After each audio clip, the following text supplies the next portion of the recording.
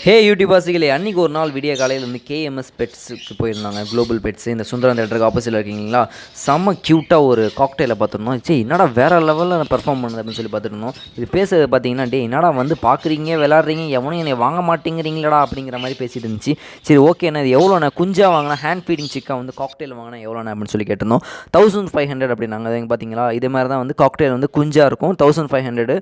வேறு இந்த க்ரீனில் இருக்கிறதுலாம் வந்து 1000 ரேஞ்சில் சொல்லியிருந்தாங்க.